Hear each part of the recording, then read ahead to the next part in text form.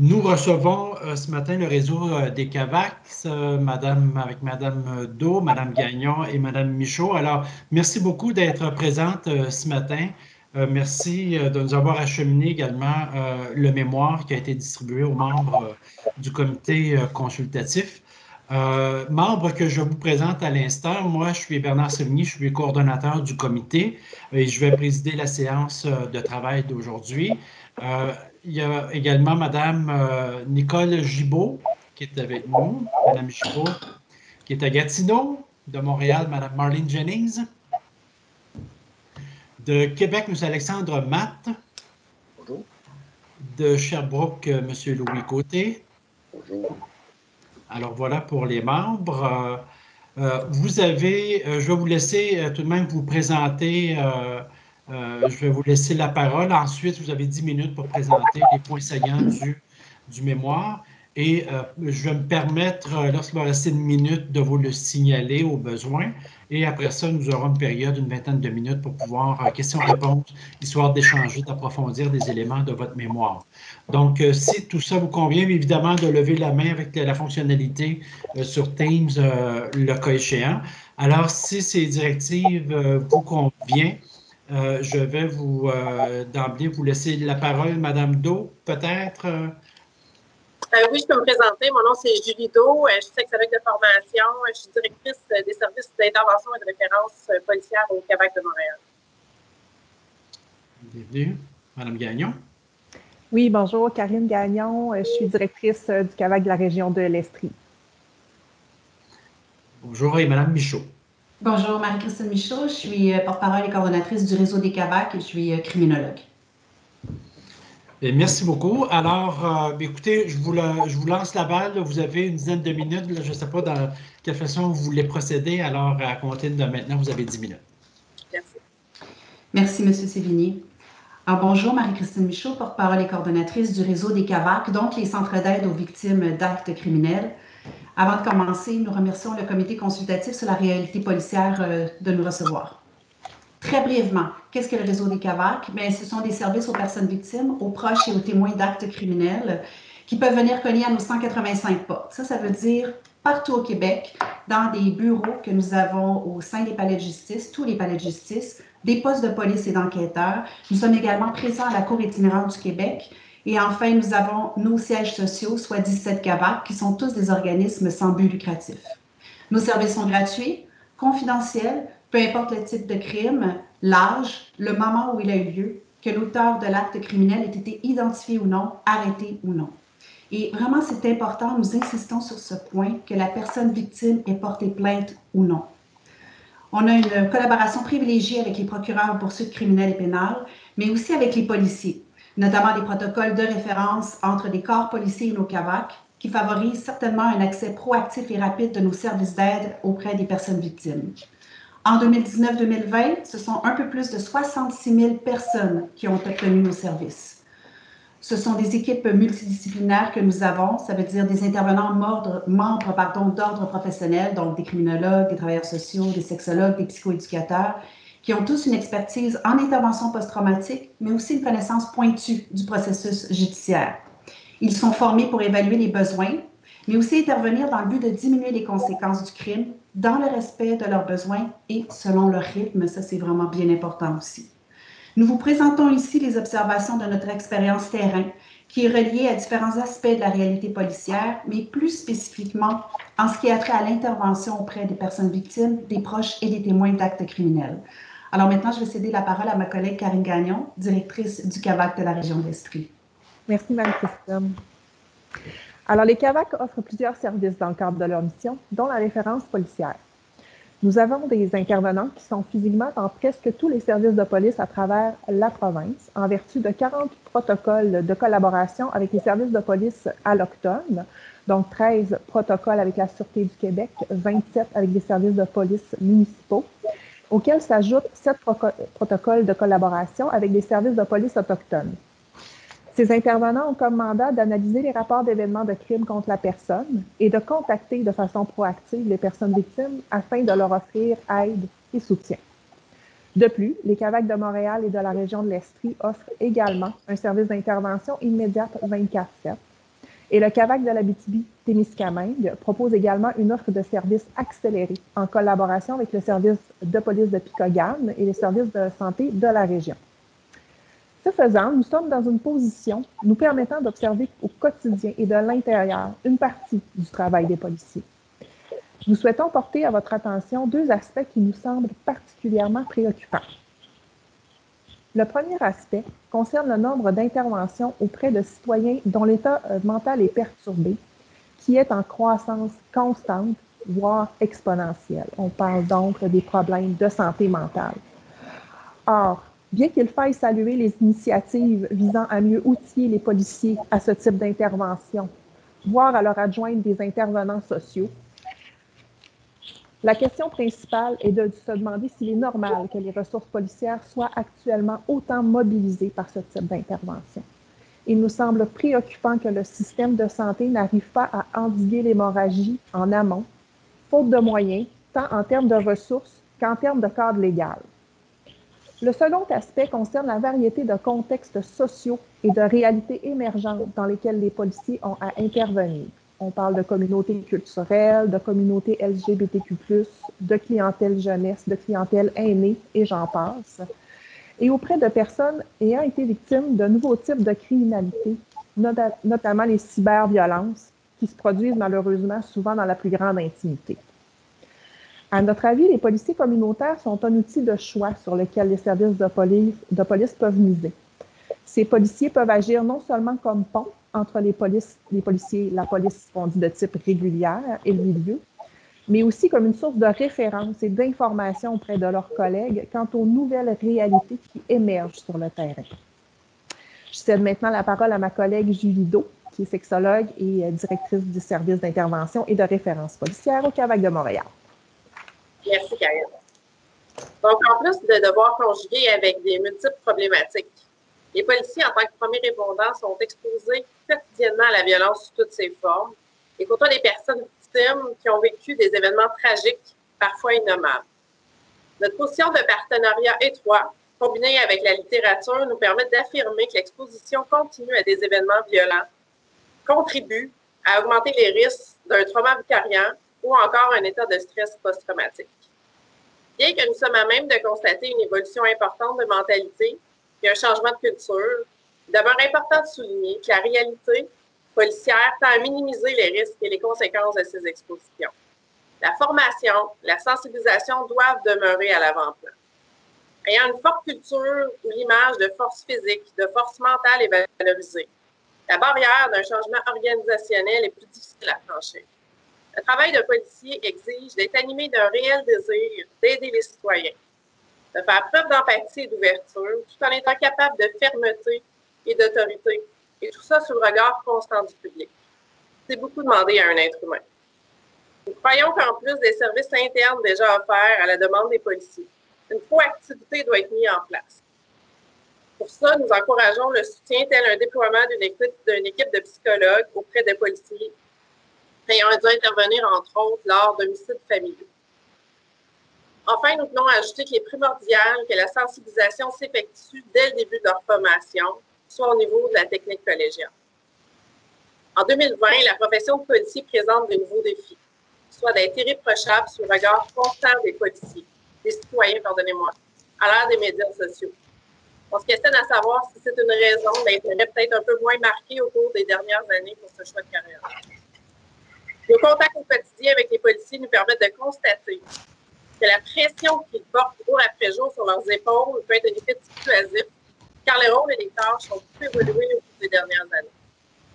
Aussi, il importe que le cursus de formation s'ajuste au terrain. En ce sens, nous proposons quelques pistes de réflexion, comme un système de mentorat continu pour policiers au cours de leurs premières années, des simulations effectuées en collaboration avec des ressources spécialisées qui permettraient, entre autres, des rétroactions inspirées de la réalité terrain. Comme notre organisation possède des protocoles de collaboration avec la grande majorité des corps policiers de la province, nous suggérons d'intégrer, entre autres, une participation d'intervenants CAVAC dans l'enseignement collégial, mais également lors des formations initiales des nouvelles recrues, modèle qui existe déjà en région métropolitaine depuis plusieurs années. En plus de les sensibiliser quant au vécu, aux conséquences, aux besoins des personnes victimes, des proches et des témoins, Les rencontres, formations serviraient à optimiser le travail de collaboration sur le terrain et le référencement aux différentes ressources disponibles selon les régions. En raison de la complexité de leur rôle, les différents partenaires, comme nous entre autres, doivent apporter un support nécessaire à la réalisation de leur très large mandat. Les corps policiers du Québec ont certainement plusieurs enjeux avec lesquels ils doivent jongler et que nous n'avons pas ici la prétention de cerner dans leur ensemble. Mais il ne faut pas perdre de vue que la police est le reflet de la société dans laquelle nous vivons. Dans cette perspective, nous croyons qu'il est essentiel de soutenir les policiers dans le développement et l'amélioration de leurs pratiques, lesquelles sont souvent tributaires des changements qui doivent aussi s'opérer dans la société dans laquelle ils œuvrent. Pour terminer, nous sommes confiants quant à l'évolution des orientations que prendront nos corps policiers dans un avenir rapproché, et ce malgré les nombreux enjeux évoqués dans le document Réalité policière au Québec, modernité, confiance et efficience, et ceux que nous avons mis bien humblement en lumière en fonction des informations que nous détenons et de notre expertise terrain. Merci. Bon, et merci beaucoup pour la présentation. On va procéder maintenant à la période de questions. Alors, je cède la parole à Monsieur Louis Côté. Bonjour. Écoutez, j'aurais une question sur la formation. Moi, pour avoir vu à Nicolet des comédiens, je dirais semi-professionnels, même pas professionnels, jouer des scènes de violence conjugale. Les policiers ou les cadets policiers, les aspirants interviennent. Ils sont coachés, ils sont filmés. Avez-vous préparé ou êtes-vous en lien avec l'École nationale pour préparer ces simulations-là? Parce que la simulation touche la droite, touche l'attitude, touche les décisions prises. Êtes-vous en lien avec eux sur cette facette-là de la formation? Est-ce que je peux vous... Vas-y, Karine. Non, vas-y, Marie, ça va?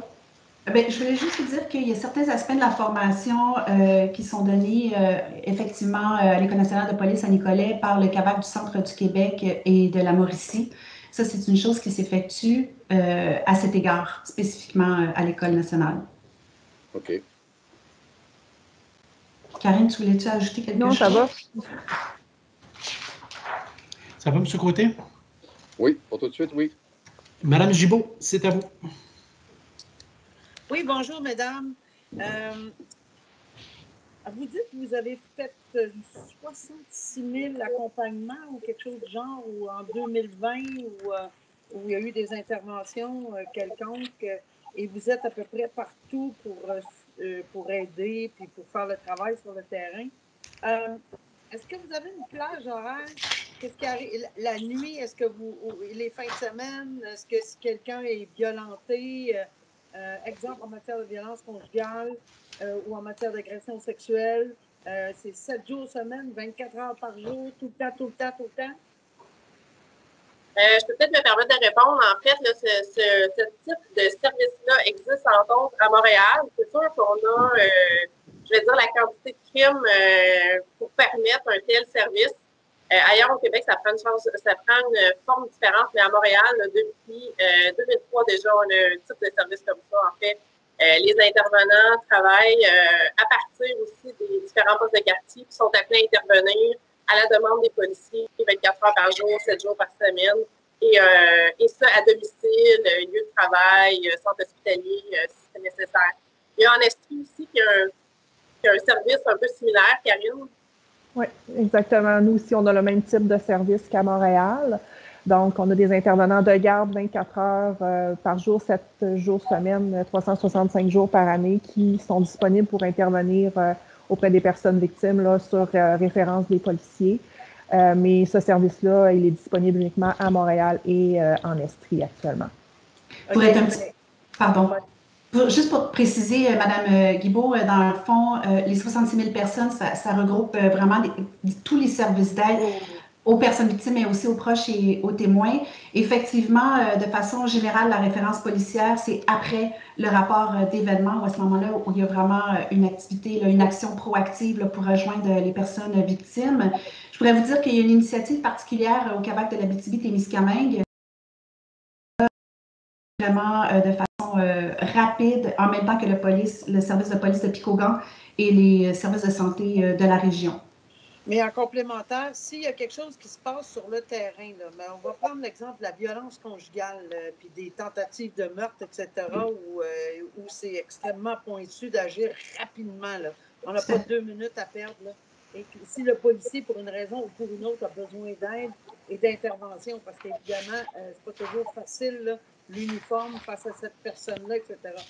Donc, est-ce que vous êtes en mesure d'intervenir 24 heures sur 24, 365 jours par année, fin de semaine, la nuit, pour accompagner comme outil le policier sur une intervention? En Estrie et à Montréal, c'est possible. Il y a aussi l'initiative là, en Abitibi-Témiscamingue, mais autrement, sur l'ensemble du territoire québécois, il n'y aura pas d'intervention immédiate là, sur l'événement. Ça va être vraiment suite à l'analyse du rapport. Ben, la plupart du temps, ça va être les services sociaux qui vont être contactés, qui vont prendre en charge la personne. Sinon, il y a aussi la ligne SOS, entre autres en violence conjugale, le SOS violence conjugale, qui va pouvoir soutenir, mais à distance pour trouver de l'hébergement. Mais la majorité du temps, ça va être les services sociaux. Là, en Estrie, par exemple, ça va être urgence détresse. Ben, ça serait urgence détresse, là, mais dans notre cas, on a ce service-là 24/7. Et c'est les services sociaux, généralement, d'urgence qui vont prendre le relais. Mais il y a la maison des femmes battues 24 sur 24. Est-ce qu'il y a une référence de sphère automatique? Ben, généralement, il va y avoir des contacts qui vont se faire pour trouver l'hébergement. Eux, ils ont des gens dans les maisons qui sont disponibles 24 heures sur 24, 7 jours semaine, mais qui ne vont pas nécessairement se déplacer, mais qui sont disponibles pour recevoir là, les femmes dans le cas de la violence conjugale. Merci. Si mes collègues veulent compléter. C'est sûr que dans les postes de police, le fait d'être dans les postes de police le jour, dans les heures de jour, là, mis à part Estrie et Montréal, que c'est maintenant un service 24/7, facilite justement là, cet accompagnement-là proactif, rapide. C'est sûr que toute la problématique des violences sexuelles, la violence conjugale est très pointue, très complexe, et on peut offrir effectivement là, cette intervention qui est souvent très spécifique et évidemment toujours de concert avec d'autres organismes. Effectivement, vous l'avez dit, Fédération, regroupement des maisons d'hébergement ou de deuxième étape et également SOS violence conjugale. Ça, merci. Monsieur Matt, la parole est à vous. Merci. Je vais parler tout à l'heure de la formation des policiers. Est-ce que vous voyez au niveau du recrutement des futurs policiers avant qu'ils rentrent au collégial un genre de profil qui devrait être davantage recherché? Bien, en fait, ce qu'on soulève dans notre mémoire, c'est peut-être pas tant un profil qu'aller chercher un savoir-être particulier chez les policiers pour les amener à développer au cours de la formation là, des habiletés particulières. C'est ce qu'on soulevait dans le mémoire. Mais c'est une piste là, de solution qu'on amenait à explorer. Là. Mais en termes concrets, un test psychométrique, l'intelligence artificielle, est-ce que vous avez des solutions un peu plus concrètes à nous transmettre là-dessus? Mais c'est une bonne question. C'est très large, c'est une très bonne question, mais je pense que il y a aussi beaucoup l'aspect de la sensibilisation puis de la prévention. Puis ça passe par de la formation puis de la formation continue. Outre des habilités, le fait d'être sensibilisé à des problématiques particulières va vraiment faire la différence en termes d'intervention, de compréhension des besoins. En termes de violence conjugale, tout l'aspect non-jugement, ça peut être aussi un savoir-être qu'on peut avoir, mais je pense aussi qu'il faut sensibiliser et former à cet égard pour faire vraiment des interventions beaucoup plus précises, beaucoup plus efficaces, adéquates, je dirais. Okay. Puis pour peut-être juste compléter, oui, nous, c'est ça, on n'identifiait pas d'outils en particulier à utiliser là, pour évaluer la personnalité ou le savoir-être des aspirants policiers, mais oui, on suggérait fortement que ce soit fait dès l'entrée en technique policière. OK, merci. Moi, j'aimerais revenir sur deux éléments quant aux effectifs. Vous avez dit sur le 24, je comprends bien, là, le 7 sur 7, 24 sur 24, c'est l'Estrie en Abitibi, Montréal. Pourquoi est-ce qu'à Trois-Rivières, est-ce que le service est moins bon parce qu'ils ne l'ont pas, sur la Côte-Nord, etc. Et dans un deuxième temps, votre localisation dans les postes de police. Je sais, Mme Gagnon, en Estrie, à Sherbrooke, le Québec est au poste de police. Pourquoi, vous êtes, c'est dans la plupart des cas, il y a des protocoles. Alors, pourquoi c'est pas généralisé, c'est pas partout?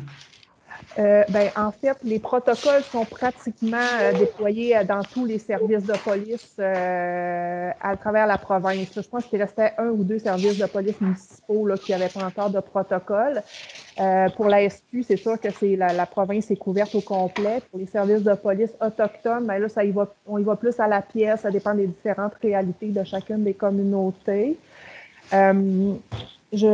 Pourquoi c'est pas encore, il reste encore quelques postes de police municipaux qui ne sont pas couverts, c'est que il y a beaucoup d'enjeux techniques à la transmission d'informations entre le service de police et le CAVAC. C'est 2 entités distinctes, il y a souvent des enjeux de confidentialité, de protection d'informations. Alors, c'est souvent à ce niveau-là. Puis, il y a aussi au niveau technique, il y a des services de police qui sont informatisés, d'autres qui ne le sont pas, qui sont encore format papier. Alors, c'est un paquet de détails comme ça qui font que mais c'est depuis 2015-2016 que la référence policière, elle est implantée à travers la province là, de façon progressive sous ce format-là. Donc, analyse de rapport d'événements avec intervenants en poste de police. Pour ce qui est du 24/7, c'est simplement qu'il y a des régions qui avaient mis en place des projets, je dirais, peut-être innovateurs dans le passé, là, autour des années 2002-2003, où là, déjà d'emblée, il y avait des intervenants qui ont été implantés dans les postes de police sous forme d'intervention immédiate 24/7. Donc, on ne fonctionnait pas à ce moment-là sur la base d'analyse de rapports d'événements. En 2015 est arrivé, suite à un rapport de l'ENAP, le nouveau modèle de référence policière et certaines régions ont fait le choix de conserver la référence 24/7 et d'implanter aussi en parallèle le nouveau modèle. Est-ce que dire que c'est mieux à un service que l'autre? Je pense pas qu'on peut dire que c'est mieux, je pense qu'on peut dire que c'est différent. Le fait d'avoir des intervenants dans les services de police à travers la province, ça favorise partout maintenant une intervention proactive rapide. La différence, c'est que l'intervention immédiate post-traumatique, c'est vraiment une intervention post-traumatique qu'on fait. On intervient encore plus rapidement auprès de la personne victime sur les symptômes qu'elle peut ressentir pour éviter la chronicité de ces symptômes-là. C'est toujours ça. En post-trauma, il faut intervenir le plus rapidement possible. Donc, je dirais que l'avènement de la référence policière en 2015 à travers la province a été une bonification des services parce que l'intervention immédiate 24/7 n'existait que dans 3 régions de toute façon. Là. Alors, je pense qu'on a amélioré grandement là, la rapidité d'intervention auprès des personnes victimes. Donc, de dire que c'est moins bon, au contraire, je pense qu'on a beaucoup amélioré là, quand tout ça est arrivé. C'est bien. Madame Jennings. Oui, j'aimerais vous entendre sur les communautés autochtones, parce qu'on sait que le taux de judiciarisation criminelle est beaucoup plus élevé, donc beaucoup plus de victimes. Alors, des politiques, des mesures particulières pour répondre à cette question et venir en aide. C'est une excellente question. De façon peut-être plus précise, je vous dirais que c'est 7 corps de police autochtones là, avec qui on a des protocoles d'entente qui, en ce moment, sont actuellement en révision. Je vous dirais que nous avons soit des intervenants autochtones ou des intervenants qui sont vraiment formés. On a des CAVAC qui sont situés dans le CAVAC CRI, donc dans la région CRI, mais également au Nunavik. Pour vous donner une idée, au Nunavik, toutes les intervenantes parlent Inuktitut et sont Inuit, et il en est de même là, dans la région CRI. Vous avez on a également beaucoup de documentation et d'interventions spécifiques dans des régions là, où il y a beaucoup de communautés autochtones. Donc, je vous dirais la Côte-Nord, l'Abitibi-Témiscamingue, le Saguenay-Lac-Saint-Jean, la Mauricie, la Naudière. Donc, à cet égard, je ne sais pas si mes collègues veulent continuer, mais c'est important d'avoir, il y a des formations qui sont spécifiques pour les peuples autochtones inuits, c'est vraiment une autre manière d'intervenir parce que la particularité, c'est de trouver pas juste comment nous, est-ce qu'on peut offrir les services, mais comment aussi assurer cette confiance pour qu'ils viennent vers nous. Ça, c'est un point très, très important. Puis c'est un point sur lequel on travaille. On a à l'interne un comité vraiment autochtone qui se penche là-dessus. Donc, au-delà de la formation, qu'est-ce qu'on peut trouver comme piste, qu'est-ce qu'on peut trouver comme collaboration pour favoriser ce lien de confiance-là pour qu'ils viennent vers nous. Parce que juste aller vers eux, c'est pas suffisant. Ouais. On parle de sécurisation culturelle, puis ma collègue l'a bien nommé, là, des communautés autochtones, il y en a vraiment partout. Il y a aussi les communautés et les autochtones en milieu urbain. Donc, c'est vraiment une réalité qui est très, très vaste, la réalité autochtone, et on a vraiment le souci de s'assurer de bien répondre aux besoins des différentes communautés en fonction de chacun de leurs réalités. Mais c'est un travail exigeant et on a, comme Marie-Christine le nommait, on a un comité qui travaille spécifiquement là, sur ces réalités-là en collaboration avec les différentes communautés. Ça va, Mme Jennings? Monsieur Côté, c'est à vous. Moi, j'aurais une question. Vous savez, madame, les appels pour violence conjugale, c'est l'endroit où on retrouve le plus de policiers blessés. Je ne sais pas si vous saviez, vous connaissez cette statistique-là. Et donc, pour les policiers, c'est une situation à risque lorsque l'appel rentre. Et ils se retrouvent avec, sur une fois, presque toujours, une femme, des enfants, un homme. Des fois, il y a des accusations criminelles à porter contre l'homme. Il doit sécuriser et l'endroit, et la femme, et les enfants. Et habituellement, ils sont deux, les policiers, pour faire tout ça. Mais là, vous me dites, vous, que c'est pas sur tout le territoire du Québec qu'il y a une assistance au niveau de la CAVAC, 24 heures sur 24, 7 jours sur 7. Il y a Montréal, Sherbrooke. Exactement. Et pourquoi il n'y en a pas ailleurs? Parce qu'il me semble que c'est pour le moins questionnable. Bien, en fait, c'est le modèle qui... comme je disais tout à l'heure, il y avait quelques modèles de référence policière qui étaient implantés, qui ont été implantés au cours des années, dont la référence immédiate 24/7 à Montréal et à Québec. Il y avait quelques autres modèles, entre autres de référence par fax entre policiers et CAVAC. Et il y a eu une évaluation de l'ensemble des modèles qui existaient sur le territoire. Et cette évaluation-là a été faite par l'École nationale d'administration publique et suite à ce rapport-là qui est sorti, il a été soulevé que le modèle de référence policière basé sur l'analyse de rapports d'événements était le modèle le plus efficace en termes d'investissement de ressources et de rapidité. On pourrait dire un rapport qualité-coût qui donnait les meilleurs résultats compte tenu des ressources qu'on devait investir. Et c'est pour ça que le choix a été fait d'implanter ce modèle-là. Et comme je mentionnais tout à l'heure, il y a certains CAVAC qui ont fait le choix de maintenir la référence immédiate 24/7 en parallèle au service de référence policière sur évaluation de rapports d'événements. Mais à ce moment-là, il y a une question de financement, il y a des choix d'organisation. Chacun des CAVAC est une organisation sans but lucratif indépendante. Donc, ça dépend des conseils d'administration, les choix qui ont été faits à ce moment-là. L'autonomie des régions. Un peu, on pourrait dire ça comme ça.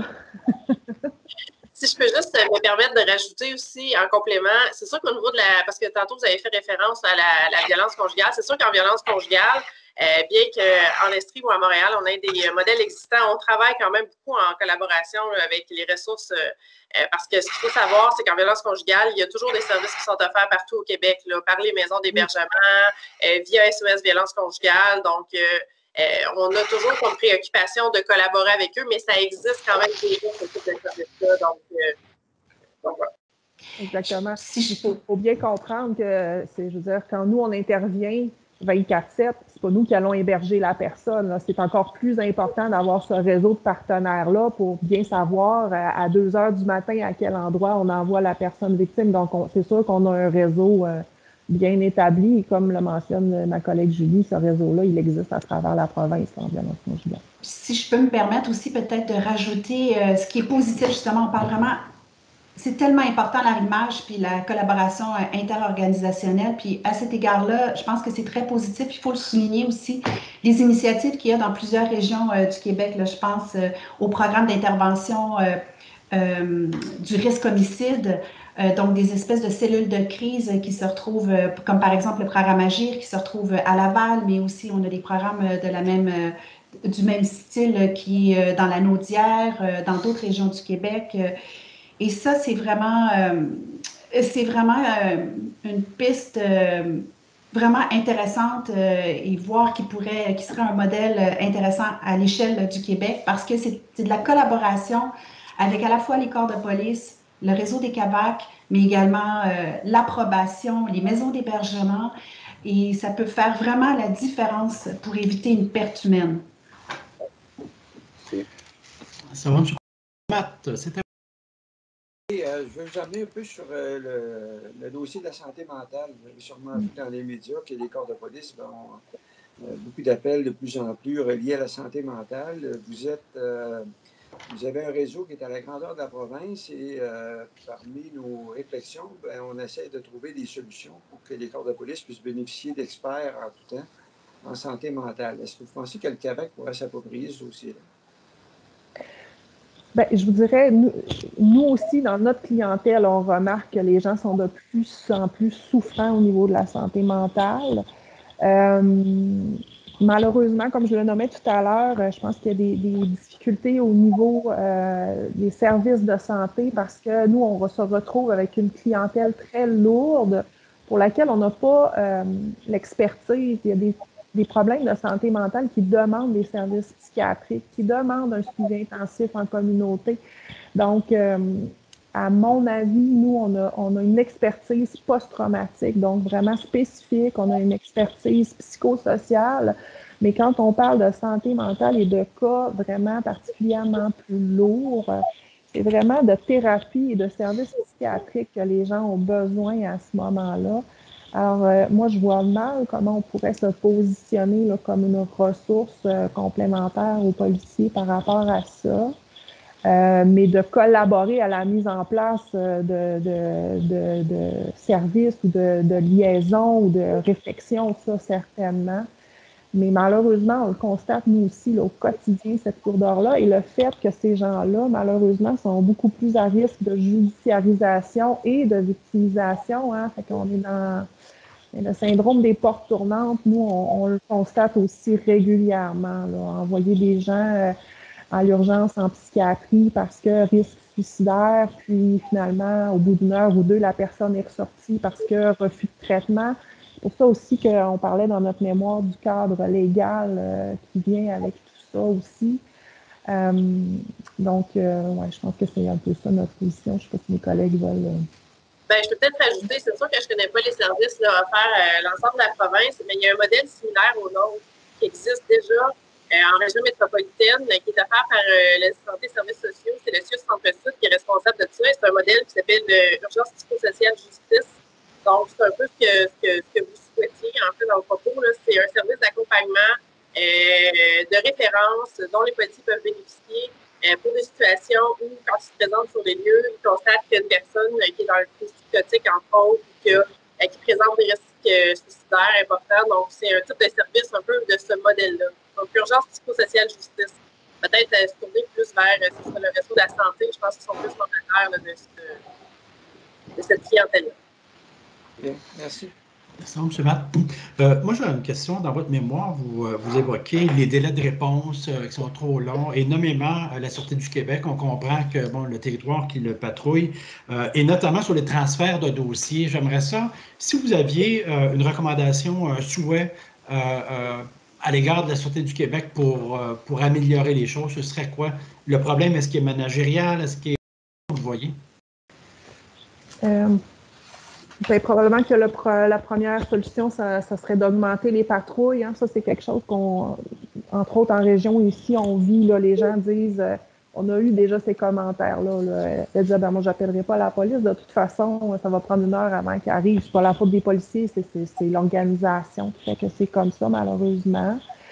Fait qu'à part une augmentation d'effectifs, d'ajout de patrouilles, et si ça c'est fait, de s'assurer que la population est bien informée de tout ça, que les liens sont tissés avec la communauté.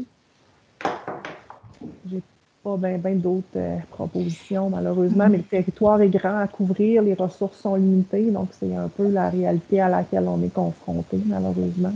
Si j'ai bien compris, il y avait aussi une deuxième question par rapport au transfert de dossiers. Dans le fond, que ce soit n'importe quel poste, n'importe quel corps de policier municipal ou la SQ. Si, par exemple, je donne un exemple comme ça, mettons qu'il y a vraiment un crime majeur d'envergure. Au début, bon, il y a le corps municipal, mais que pour différentes raisons, c'est repris par, je dirais, la SQ ou le BEI, par exemple. C'est vraiment important, quand on parle de collaboration organisationnelle, d'arrimage, de faire en sorte que il n'y ait pas justement de faille où les personnes victimes qui sont concernées, les proches, les témoins, ne puissent pas, dans ce transfert de dossier-là, ne puissent pas avoir nos services. Et ça peut arriver et il faut se rappeler que le fait de pouvoir justement travailler en réseau, en collaboration, ça favorise aussi le sentiment de confiance de la population parce que les gens ont l'impression vraiment d'avoir du soutien, un soutien vraiment large. Donc, je vous dirais que ça, ce serait peut-être quelque chose à surveiller. D'accord, merci. Monsieur Matt. Merci. Ben, écoutez, je suis gâté. Ma troisième question, habituellement, on n'a pas le temps. Mais non, mais c'est plus un commentaire par rapport à l'occupation relativement à la confiance des citoyens que vous avez mis dans votre document, que je trouve très intéressant. Et je me permets de le lire. Une organisation peut disposer des meilleures ressources en communication et d'un plan étoffé, mais ne remplacera jamais la perception que se fait le citoyen à partir de son expérience directe avec le policier. Je pense que ça rejoint ce que vous disiez tout à l'heure au niveau du savoir-être, au niveau de la formation, c'est ça? C'est super important. Ouais. Bien, je peux compléter sur ce que vous dites, sur Fatima. Moi, on a eu la chance au cours des dernières années de le constater à plusieurs reprises.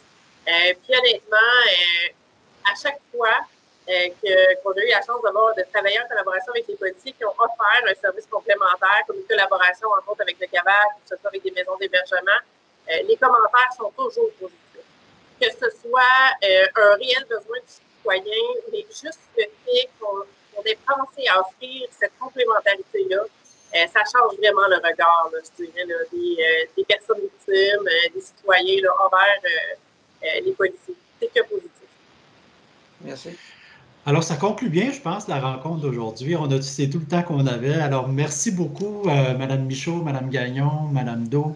Merci infiniment d'abord pour votre mémoire, pour la richesse de votre mémoire et la qualité des échanges qu'on a eu aujourd'hui. Ça va nous aider à cheminer dans la réflexion qu'on a à faire pour... on a tous le même but d'améliorer la situation. Alors, merci infiniment, c'est très apprécié. Merci à vous tous. Merci à vous. Bonne continuité. Merci beaucoup. Bonne journée. Merci. Merci. Merci. Au revoir.